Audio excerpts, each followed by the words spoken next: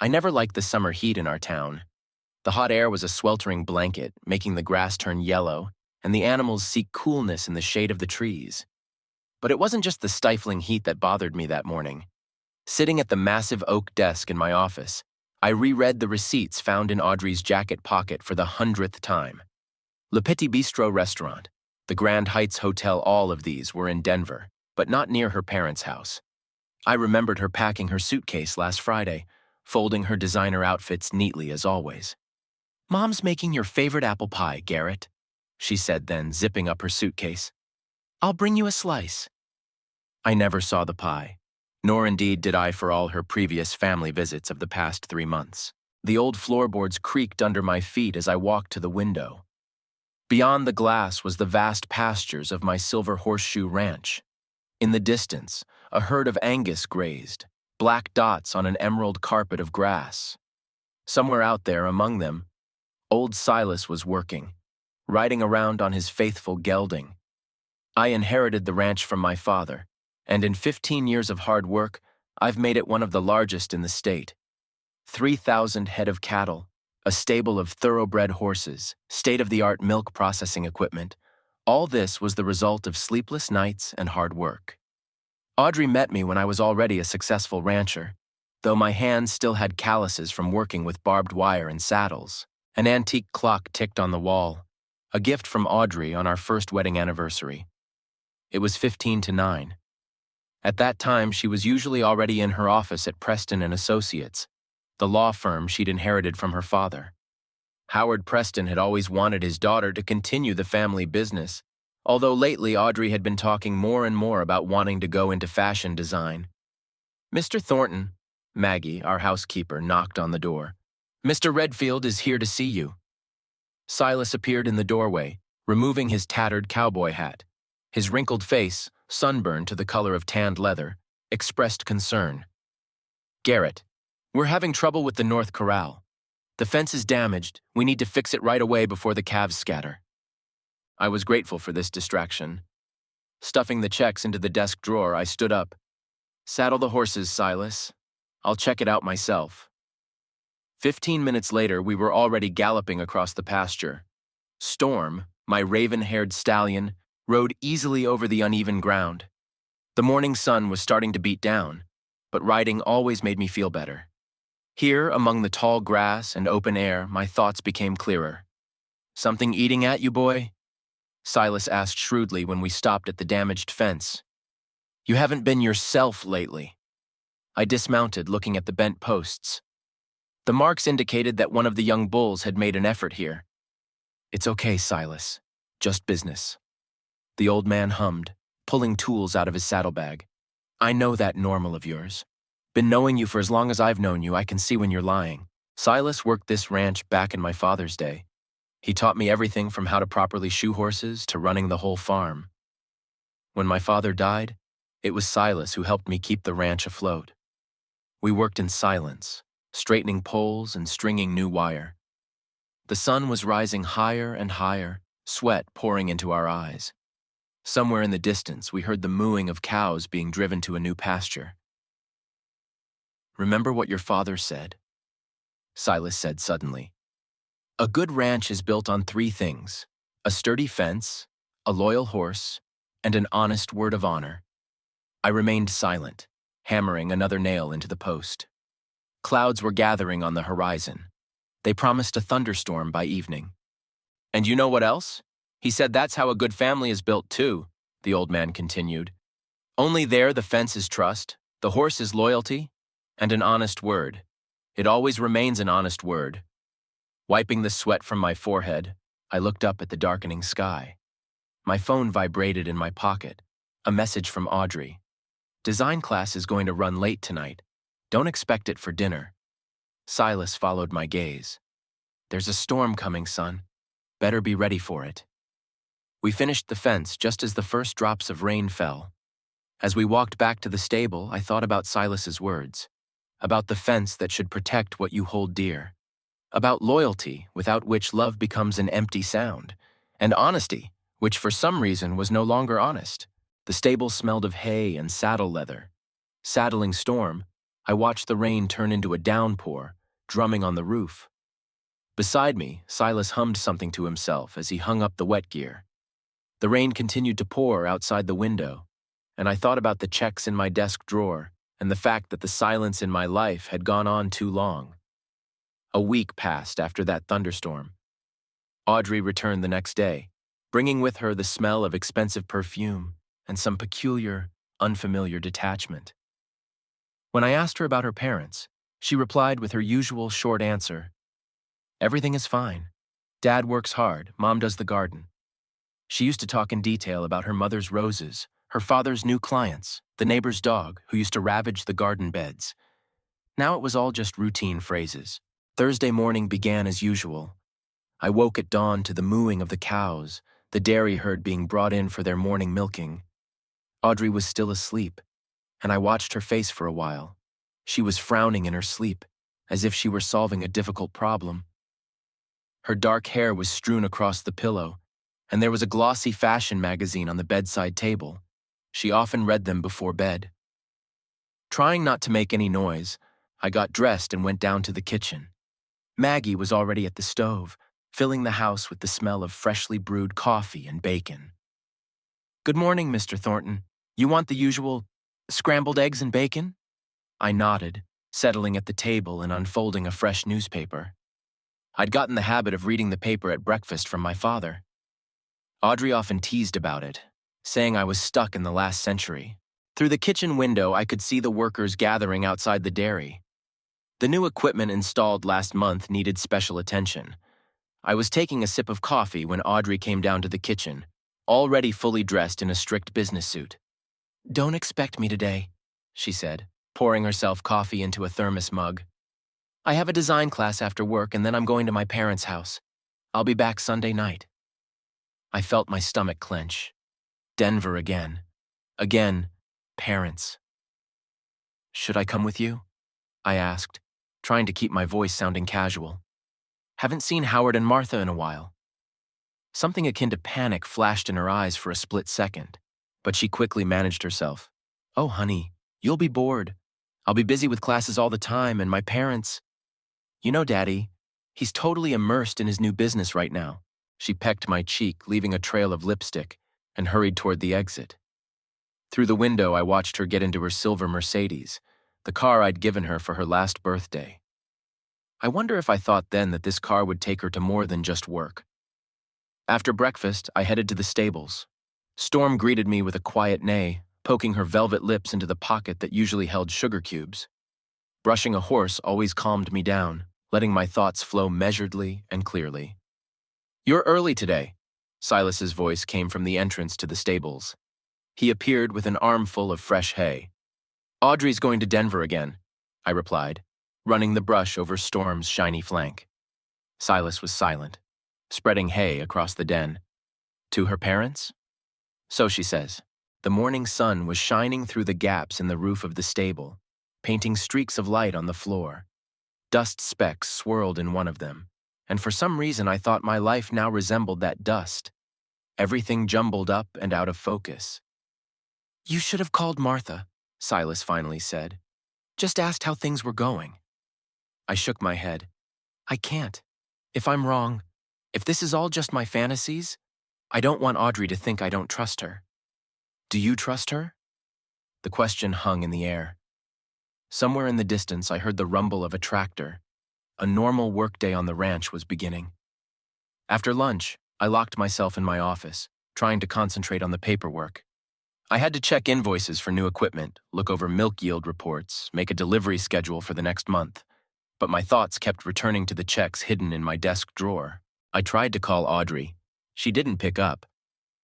"Probably in a meeting," I said to myself, even though I knew her work schedule. She didn't usually have important meetings on Thursday afternoons. By evening, the sky had clouded over again. I stood at the office window watching the first raindrops leave dark tracks on the dusty ground. The phone in my pocket vibrated a message from Audrey. "Got there okay? Mom says hi." Hi from Martha. I wondered if she herself knew she was saying hi to me. I looked at the phone, fighting the urge to dial my mother-in-law's number. Instead, I opened the desk drawer and pulled out the receipts. restaurant, hotel. For some reason, I remembered our honeymoon. We'd stayed in expensive hotels too, and dined in restaurants. Then Audrey said that she didn't care where she was, as long as she was with me. I spent the evening in Silas's company. We sat on the veranda, sipping whiskey and listening to the rain drumming on the roof. The old man told stories from the past about working with my father, how they'd raised the ranch together after the drought of '89. Your father always said, "There's nothing worse than an understatement," Silas said, staring into the darkness. It's like a splinter small, but it's so painful it makes the whole world go away. I took a sip of whiskey. What if the truth is worse than the understatement? Then at least you'll know what you're dealing with. Truth can be fought, accepted, or rejected. But doubts, they're the hardest to deal with. I couldn't sleep for a long time that night. I lay in an empty bed, listening to the sound of the rain and thinking that somewhere out there in Denver, Audrey was awake too. But was she alone? At some point, I got up and walked over to her closet. I opened the door and ran my hand over the racks of clothes. The clothes smelled like her perfume, the same scent that had appeared a few months ago. She'd used a different one before. Friday had been hot. By noon, the thermometer outside the window read 90 degrees, and even the air conditioning in my office didn't help the heat. I tried to concentrate on my work, but my thoughts kept returning to Audrey. I hadn't heard from her since yesterday's message. The phone was silent, and the silence seemed deafening. She used to always call in the mornings, talking about her plans for the day, asking about mine. Now her calls were becoming less frequent, and her conversations shorter. Maggie brought me lunch, a roast beef sandwich and homemade lemonade, but I barely touched my food. On the table lay an open folder of financial reports that demanded my attention, but the numbers blurred before my eyes. Mr. Thornton, Maggie knocked on the door. Miss Mackenzie from Mrs. Thornton's office is here to see you. I looked up in surprise. Rose Mackenzie, Audrey's secretary, had never come to the ranch before. She entered the office, a young woman in a strict office suit with a folder of papers in her hands. Mr. Thornton, sorry to bother you. Mrs. Thornton asked me to give you these documents for your signature. It concerns the new contract with the dairy. Something in her voice made me wary. She avoided looking me in the eye, rubbing the corner of the folder. Have a seat, Miss Mackenzie. I pointed to a chair. How's the office going? She sat down, carefully straightening her skirt. Business as usual, Mr. Thornton. Lots of work. Audrey must be in design class right now. Rose shuddered, and I noticed the white of her fingers clutching the folder. Yeah, I guess. I'm not really up to date on her schedule. There was a heavy pause. A flock of starlings flew by outside the window, their shadows sliding down the office wall. Miss Mackenzie. I looked at her carefully. You've been working with my wife for 3 years now, making her schedule, knowing about every appointment, and now you're lying to me. She turned pale, lowering her eyes. Mr. Thornton, Where is she really when she says she's going to her parents? Rose was silent, nervously rubbing the bracelet on her wrist. Then she said quietly, I can't. It's none of my business, but... She stammered. Check the Grand Heights Hotel, the suite on the 23rd floor. The walls of the office seemed to shift, getting tighter. I felt cold sweat running down my back despite the heat. Who is he? His name is James Cavendish, owner of a chain of designer clothing boutiques. They met at a charity event 3 months ago. I stood up, walked to the window. Downstairs, the workers were corralling the herd into the paddock, the normal daily routine, so far removed now from what was happening in my life. Why did you decide to tell me? Rose rose too. Because I saw how much you loved her, Mr. Thornton, and because I remember how you saved my brother from bankruptcy when his farm was going broke. You're a good man. When she left, I sat still for a long time, staring at the picture on the table, a picture of Audrey and me from 3 years ago, taken right here on the ranch. She was sitting in the saddle laughing, and I was standing next to her, holding the reins. She still liked to ride then. That evening, I called Audrey's parents. Martha answered the phone. Garrett, honey. How are you? How's Audrey? I'm fine, Martha. Audrey told me she was visiting. The pause on the other end of the line lasted only a second, but it told me everything. Garrett! Martha's voice trembled. Audrey hasn't been to see us in 2 months. I thought... She said she was really busy at work. I thanked her and hung up. It was getting unbearably stuffy in the office. I walked out onto the veranda where Silas was already sitting with a bottle of whiskey. Recognize me? He asked without turning his head. Yeah. He silently poured the whiskey into 2 glasses. So what now? Going to Denver. Silas nodded. When? Now. Will you keep an eye on the ranch? As always, son. I went up to the bedroom, packed a small bag. In Audrey's closet, I found a dry cleaning bill. It had a downtown Denver address on it, another thread to the truth I'd refused to see for so long. Before I left, I stopped by the stables. Storm snorted softly as I stroked his muzzle. Keep an eye on things here, buddy. I'll be right back. The overnight drive to Denver took 3 hours. I drove on the empty highway, listening to the tires rustle on the pavement. The radio was silent. I didn't need music, just my own thoughts and memories. I remembered a year ago, Audrey and I had traveled this same road to her parents' house for Thanksgiving. She sang along with the radio, and I thought about how lucky I was. Where and when had I missed the moment when everything started to fall apart? The lights of Denver showed up ahead. The city never sleeps, especially downtown. I parked near the Grand Heights Hotel. So far removed from my world, from the smell of hay and leather saddles, the mooing of cows in the morning and the creaking of old floorboards. In the lobby, the doorman gave me an appraising look. I guess my jeans and plaid shirt didn't fit the local dress code. But I didn't care. I stared at the elevators, thinking about the fact that somewhere out there, on the 23rd floor, in a suite, my wife was now with another man. I pulled out my cell phone and dialed Audrey's number. After the 3rd ring, she answered. Garrett, is something wrong? Yeah, I answered, looking at my reflection in the mirrored wall of the elevator. Happened. Come down to the lobby. We need to talk. The lobby of the Grand Heights Hotel smelled of expensive perfume and fresh-cut flowers. The huge flower arrangement of white orchids at the front desk seemed to be watching me with their exotic heads. We didn't grow such flowers on our ranch. Too delicate, too exquisite for our harsh climate. Time dragged unbearably slow. Every time the elevator doors opened, my heart began to beat faster. But strangers came out. Tired businessmen with briefcases, elegant ladies with small dogs, couples returning from a night out. Audrey appeared 15 minutes later. She was wearing a black cocktail dress I hadn't seen before and high-heeled shoes. She looked confused and a little scared. Garrett, what are you doing here? I stared at her, trying to find my wife in this woman, the one who had once gladly donned jeans and shirts to ride with me on my morning detour to the pastures. Why don't we go upstairs? I asked. To your friend? She turned pale, tugging her dress off machiny airily. Not here, Garrett. Let's go outside. The night air was stuffy, filled with city odors, exhaust fumes, fried food from the all-night cafe across the street, tobacco smoke from the group of smokers at the hotel entrance. How long ago? I asked, when we had moved far enough away from prying ears. 3 months. Her voice sounded quiet but firm. We met at a Fashion Designers Association fundraiser. James. He understands me, my aspirations.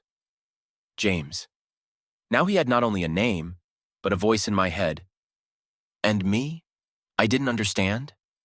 You live in your own world, Garrett. Cows, horses, endless talk of milk yields and new equipment. And me? I'm suffocating out there. I need something else. A cab passed by, its headlights illuminating her face for a moment. Beautiful, foreign, with perfect makeup and traces of tears. Is he upstairs waiting? I nodded toward the hotel. She remained silent, and that silence was more eloquent than any words. I want to meet him, I said. No, Garrett, please. But I was already walking toward the hotel. She followed me, heels clicking on the sidewalk. We went up in silence in the elevator, 23rd floor, a suite overlooking the city at night. The door was opened by a tall man of about 38. Impeccable suit, fashionable haircut, manicured hands. He gave me a mocking look. Oh, So this is the famous farmer? I felt my muscles tense up. Years of working on the ranch had made me strong, and now that strength was begging to come out. But I held back. James Cavendish, I presume? He bowed picturesquely. In person. Come in, farmer. Would you like a drink? I've got a fine whiskey, not like your country moonshine. The room was huge, bigger than our living room at the ranch. The panoramic windows overlooked the twinkling lights of Denver. On the coffee table was an open bottle of whiskey and 2 glasses. 2. They hadn't even bothered to hide the evidence of their evening. So you're the one my wife is taking design courses with? James laughed, pouring himself a whiskey. Oh, I'm teaching her a lot of things.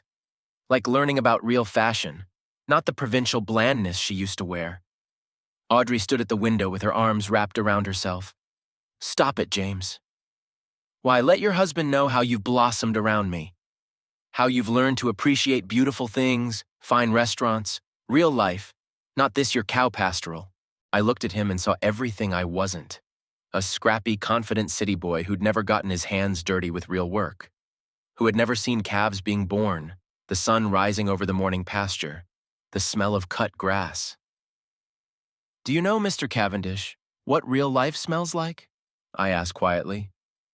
Not Dior perfume or bills from your wallet.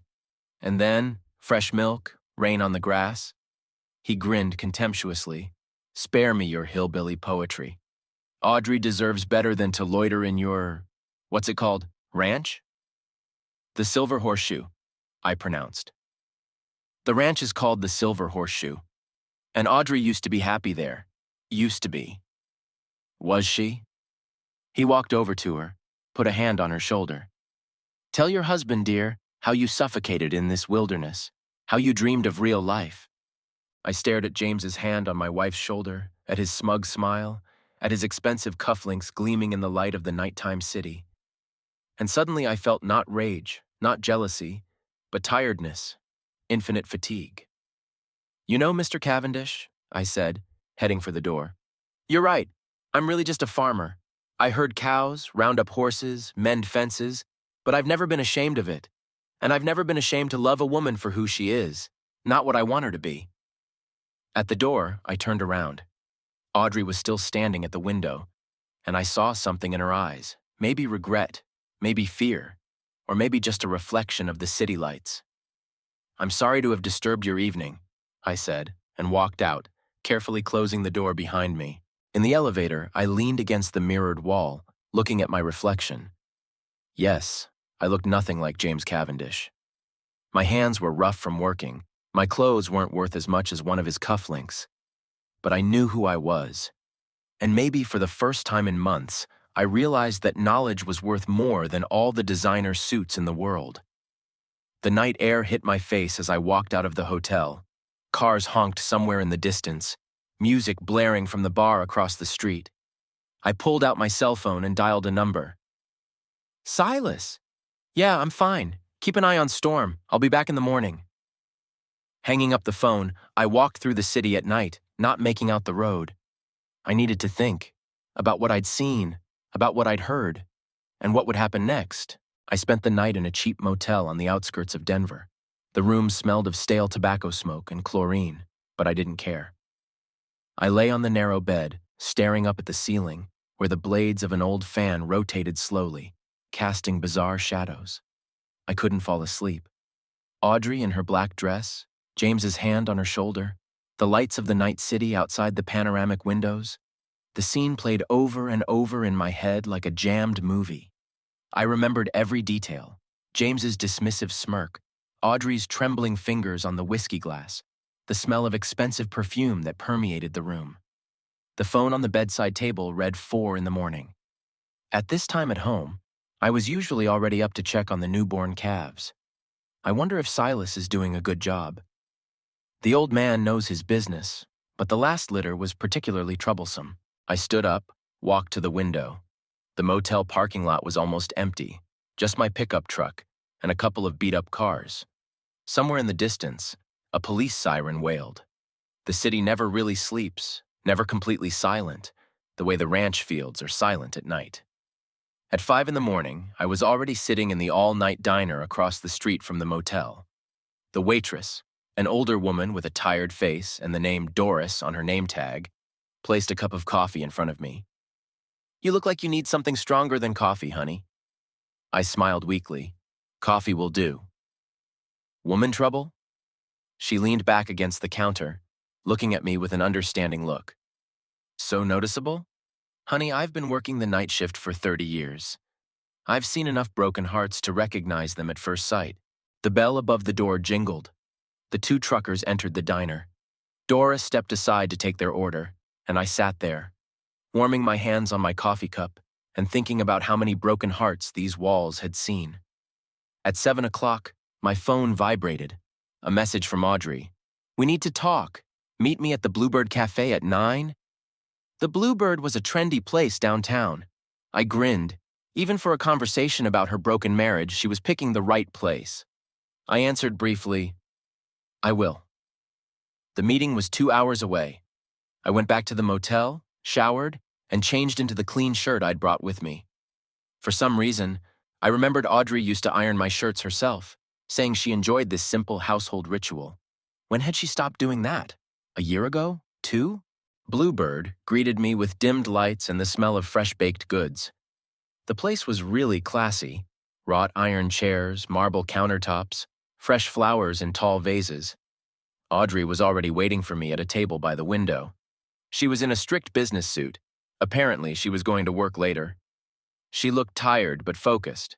In front of her was an untouched cappuccino with a perfect pattern on the foam. "Thanks for coming," she said when I sat down across from her. "You're welcome. After all, I'm still your husband." She flinched. "Garrett." "You know," I interrupted her, "I was thinking all night last night. Where did I go wrong? What did I do wrong? Maybe I should have taken you to restaurants more often, or bought a house in the city, or—" "It's not that," she shook her head. "It's not your fault in any way. It's just, we're too different. Always have been." "And that's why you decided to lie? To make up those design courses, those visits to your parents?" She lowered her eyes. "I didn't want to hurt you." "Is that better?" I grinned bitterly. "I've been guessing, haven't I? Found the checks, noticed how you'd changed, but convinced myself everything was fine, because believing the lie was easier than accepting the truth." The waitress came over to take my order. I asked for a black coffee, simple, uncomplicated. Like my life before I met James Cavendish. "He loves me," Audrey said quietly as the waitress stepped away, "and understands my ambitions. We speak the same language, listen to the same music, read the same books. And I then, am I too simple for you? A hillbilly who only knows how to herd cows? No, Garrett, you're a good man, the finest man I know, but not good enough?" She was silent, rubbing her napkin. At a nearby table, a young couple was laughing about something on their phones. Their carefree happiness seemed like something from another universe now. "Remember our honeymoon?" I asked suddenly. "How we went to the mountains and you were afraid to ride, and then you didn't want to get off the horse, saying you felt free as a bird." "I remember." Her voice trembled. "What happened to that girl, Audrey? The one who loved the simple things, sunsets over fields, the smell of fresh bread, walks in the rain? She's grown up, Garrett. Figured out what she wanted out of life. And what's that? More opportunity, development. James can give me that. He's already arranged for me to study at the School of Design in New York." I felt something shatter inside. New York. Even farther away from home, from our fields, from everything we held dear. Or was it just me? "So it's settled then?" She nodded. "Sorry." My coffee went cold. Outside my window, a normal city day was beginning. People rushing to work, cars honking, hustle and bustle. So unlike the quiet mornings at the ranch. "You know," I said, getting up, "I'm a really simple man, Audrey. I believe in honesty, in real labor, in loyalty. I guess that's really too old-fashioned for the modern world, for your new world." I placed a few bills on the table. For the coffee, and for the truth, even though it's late. Already at the door, I turned around. She was sitting there, still fiddling with her napkin, looking so lonely in the morning light streaming in through the cafe's large windows. Or maybe I just wanted to think that. It was chilly outside. I got into the pickup and started the engine. It was going to be a long drive home, to my real world, where everything is plain and simple, where there are no lies and no pretense, where there is only honest labor, faithful friends, and endless sky above my head. The road home seemed endless. The rain drummed on the roof of the pickup. The windshield wipers squeaked and smeared water on the windshield. The radio picked up only local stations, broadcasting weather reports and old country songs. One of them was about an unfaithful wife. I turned off the receiver. Halfway there, I had to stop at a gas station, a small station with peeling paint on the walls and a rusty sign. While the elderly gas station attendant fiddled with the gas pump, I went into the convenience store to buy coffee. The girl behind the cash register, very young, with freckles on her nose, smiled welcomingly. "Rough day?" "Hard life," I replied, and immediately regretted my abruptness. "I'm sorry. Yeah, tough day." She nodded understandingly. "Have a donut. It's on the house. Sugar helps when you're feeling down." The donut was yesterday's, already a little stale. But there was something about this simple gesture of kindness from a stranger that made me feel a little less alone. I arrived at the ranch toward evening. The rain had stopped, but the sky was still overcast. Silas's pickup was at the gate.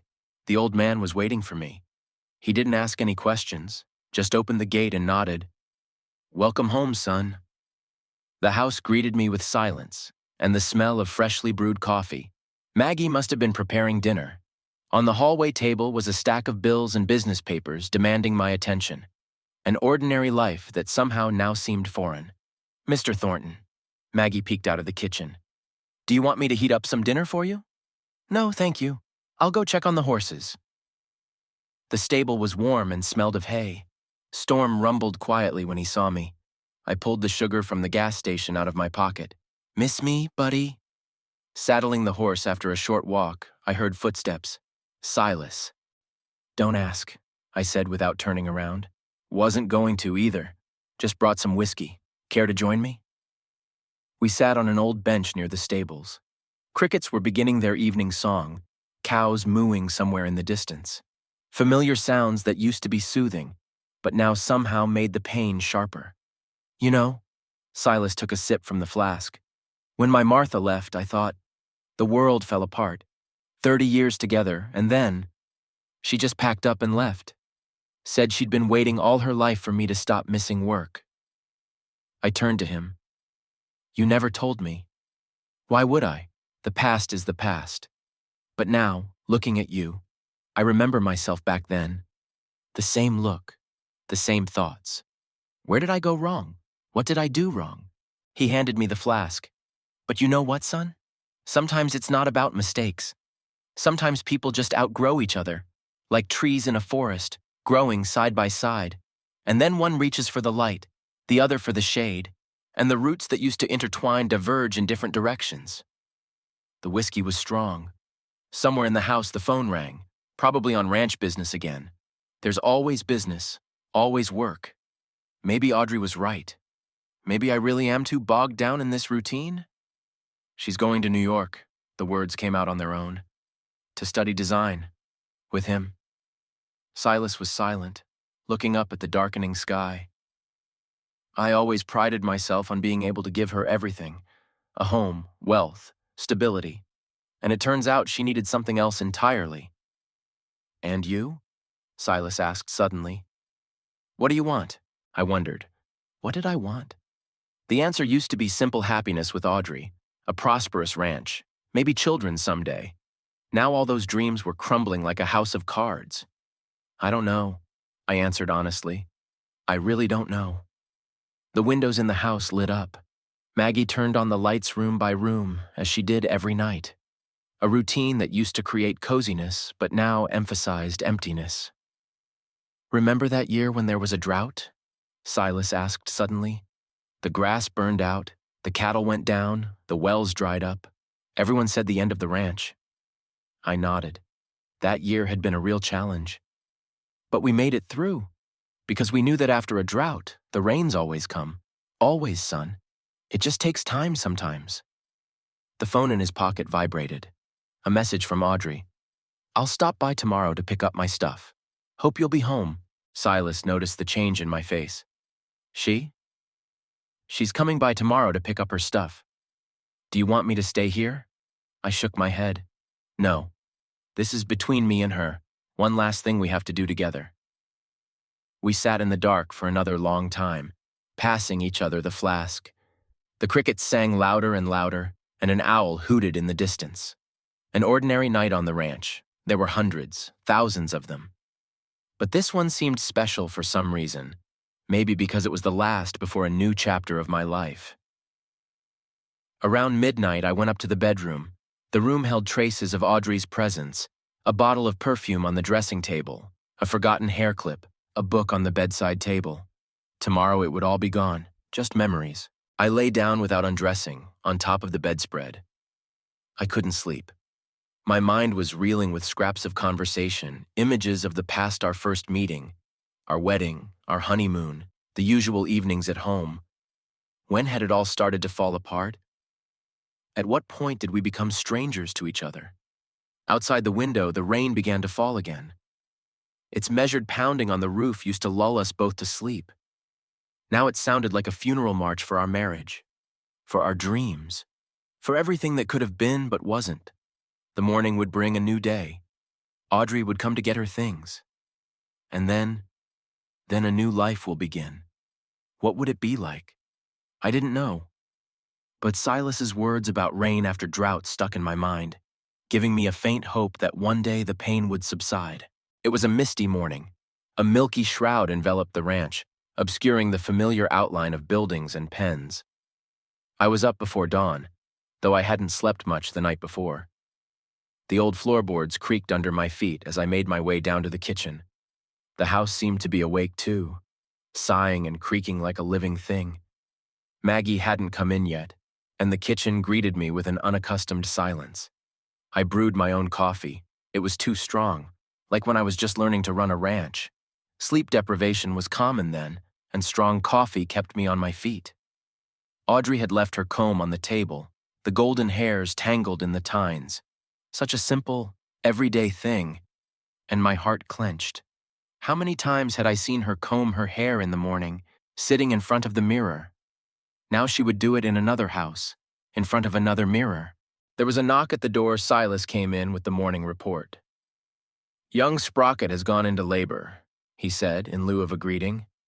Looks like it's going to be complicated. I nodded, grateful for this distraction. Let's go see. Sprocket, a young first-calf cow, was agonizing in the far pen. Her big brown eyes were full of pain and fear. Silas and I spent several hours by her side, helping to deliver the difficult labor. The work was dirty and hard, but it was exactly what I needed right now. Not to think, not to remember, just to do what I had to do. The calf was born near noon, a strong bull calf with a white star on his forehead like his mother's. I helped him take his first steps, supporting his trembling body, and thought about how life goes on no matter what. My marriage was crumbling, and here in the corral, new life was being born. Mr. Thornton, Maggie's voice came out of the blue. Mrs. Thornton is here. I looked at my hands, dirty, covered in straw and the marks of childbirth. This was not the kind of meeting I had planned. Tell her I'll be right there. But Audrey came to the corral herself. She was in a light-colored business suit, high heels that were totally unsuited to the dirt and straw of the corral. She stopped at the fence, looking at the newborn calf. Did Sprocket give birth? She asked quietly. Yes, it was a difficult labor. She nodded. Once she, too, had taken an interest in ranch life, had known the names of all the animals, had helped with the births. Now she stood at the fence like a stranger, afraid to get her expensive shoes dirty. I've come to get my things, she said at last. I know. Give me 15 minutes to get cleaned up. Back at the house, I took a quick shower and changed. When I came downstairs, Audrey was standing in the living room, looking at the pictures on the walls. There were many of them, our wedding, trips together, simple moments of life on the ranch. The story of our love in snapshots. Remember this day? She pointed to one of the photos. We're on horses, smiling, the sunset behind us coloring the sky pink. I remember. It was our first wedding anniversary. She ran her finger over the glass as if trying to wipe away dust or maybe the past. We were happy then. And now?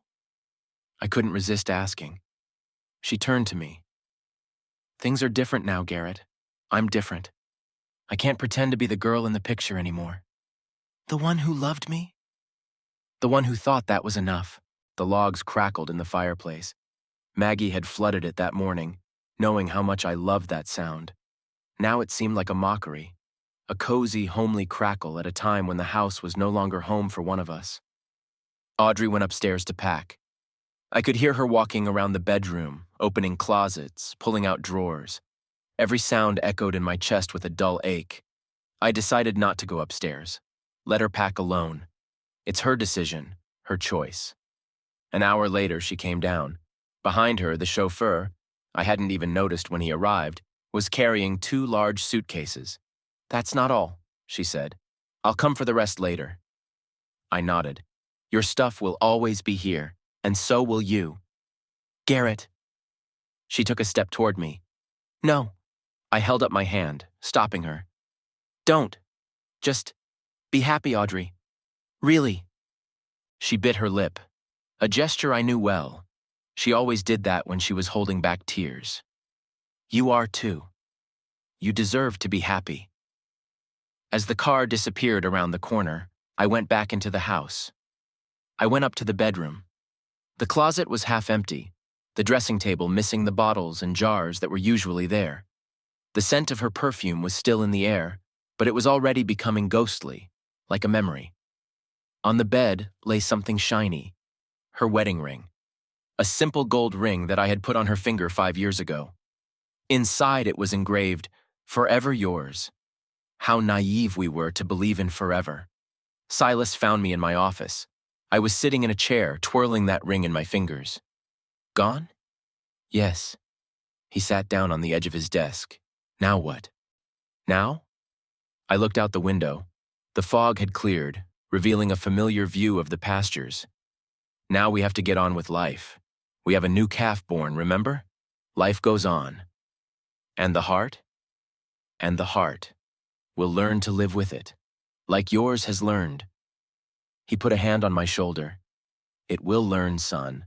Everything will learn in time. I spent the evening in the stable brushing Storm. The methodical brushstrokes were soothing. It was as if the horse sensed my condition. He stood still, only occasionally snorting when I held my hand on a spot. The stable smelled of hay, leather, and that special mixture of odors that only happens here. The smell of home, real home. It never changed, no matter what was going on in life. And right now, that smell was telling me, you belong here. This is your roots, your essence, your truth. And somewhere in Denver, Audrey was probably already unpacking her bags in James's apartment, starting the new life she'd always dreamed of. I wondered if she still sometimes dreamed about the smell of freshly cut grass and the sound of rain on the roof of the stable. The days flowed strangely, as if in a fog. I plunged headlong into work, trying to fill every minute with things to do. Up before dawn, in bed before midnight. I traveled to distant pastures, checking fences, helping with calving, personally monitoring milk deliveries. Silas watched in silence but didn't interfere. He knew I needed time. That morning I woke to the sound of a car pulling up. The clock read 6, too early for regular visitors. Looking out the window, I saw a familiar silver Mercedes. Audrey had come to pick up the rest of her things. I went down to the kitchen, where Maggie was already working on breakfast. The smell of fresh cinnamon rolls filled the house. She always baked them on Saturdays, knowing how much Audrey loved them. Mr. Thornton? Maggie met me with a concerned look. I could ask Mrs. Thornton to wait until you've had breakfast. That's all right, Maggie. I'll meet her myself. Audrey stood on the veranda, wrapped in a light scarf. The morning air was cool, and she was dressed, as always, more for the city than the ranch, a thin dress, heeled shoes. Hi, she said quietly. I'm sorry it's so early. I have a plane to New York this afternoon. Today, then. I knew this day was coming, but I still found myself unprepared. Come on in. Maggie's just baking cinnamon rolls. She froze on the doorstep. I remember that smell, every Saturday. Yes, every Saturday. We went upstairs to the bedroom. Her things still took up part of her closet, dresses, suits, those outfits she considered too simple for her new life. There were bottles of perfume on the dressing table, hairpins lying around, a scrapbook of photos. May I sit down? She asked, looking at the bed. I nodded. She lowered herself to the edge of the bed, the same bed where we'd spent so many nights together, where we made plans for the future, shared dreams, just lay in silence, listening to the rain outside the window. You know, she said suddenly, I sometimes wake up in the morning and try to hear cows mooing, or the neighing of horses. It's so quiet in the city, differently quiet. I stood at the window, looking out at the waking ranch. The workers were already starting their morning milking. Somewhere in the distance, Silas was on horseback checking the paddocks. James found me an apartment in New York, she continued. Near the School of Design, overlooking the park. Says it'll help me not miss nature so much. A park in New York, I grinned involuntarily. Not quite the same as our pastures. No, she lowered her eyes. Not the same. She stood up and walked over to the closet and began going through things. Her movements were mechanical, like she was trying not to think about what she was doing. I watched her put the clothes in her suitcase and remembered how I'd once helped her unpack those same things when she'd first moved to the ranch. And this? She pulled out an old plaid blanket we used to take with us on picnics. Can I leave it here? It belongs to this house. I nodded, feeling my throat constrict. So many memories were tied to this blanket. Our breakfasts on the grass, evenings under the stars, simple moments of happiness we took for granted. A heavy silence hung in the room, broken only by the rustle of clothes and the sound of the suitcase zipping up. Somewhere downstairs, Maggie was rattling dishes. Life in the house went on as usual, even though it was goodbye for Audrey and me. Do your parents know? I asked as she closed the last suitcase. Yes, Mom was crying. Dad? He doesn't approve, but he said it's my life and my choice. I walked over to the dressing table and picked up a photo album. Take it. These are your memories, too. She shook her head. Keep it. I need a fresh start without no past, without the past, without 5 years of our life together, without everything we've built together. I wonder if you can really start with a clean slate, or will the past still haunt you like a ghost? We went downstairs. Maggie had set the table. Cinnamon rolls, fresh coffee, homemade jam, just like old times. Thank you, Maggie. Audrey smiled at our housekeeper. Thanks for everything. Maggie only nodded, furtively wiping her eyes with her apron. She'd been working for us since our wedding, witnessing our happiness and the end of it. The chauffeur was already waiting at the car. I helped carry out the suitcases, the last traces of Audrey's presence in the house. She paused on the threshold, looking around the veranda, the garden, the path to the stables. Garrett, she turned to me. I want you to know. I don't regret the time we spent here, about our life together. It's just that you've grown out of it, I finished for her. I understand, Audrey. I really do. She took a step toward me, snuggled against my chest for a moment, so familiar and so foreign at the same time. She smelled like a new perfume, a complex urban scent, so different from the simple floral one she'd worn before. Take care of yourself, she whispered. You too. Be happy in your new life. I stood on the veranda until the car disappeared around the corner.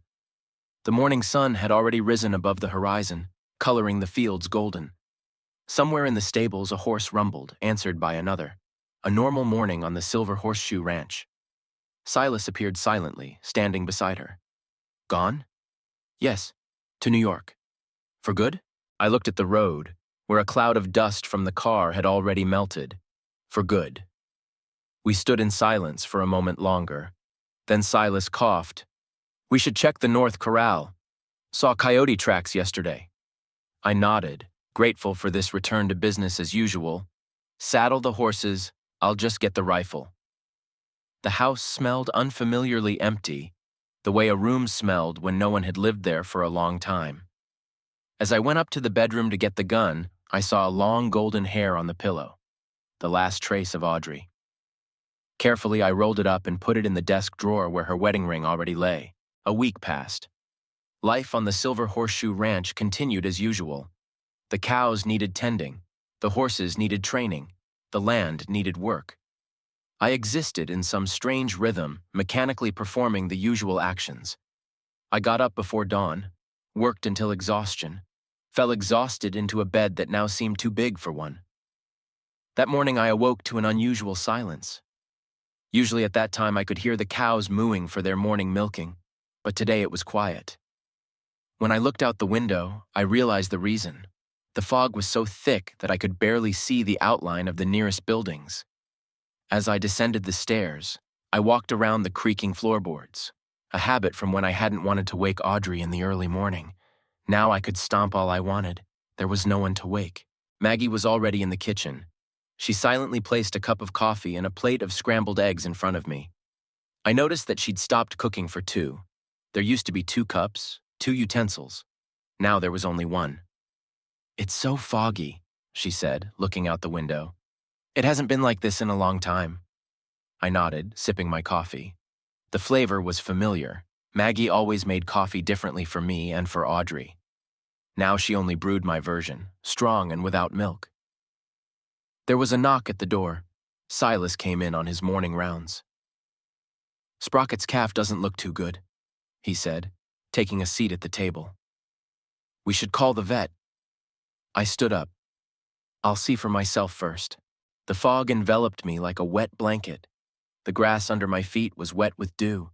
My boots left dark footprints.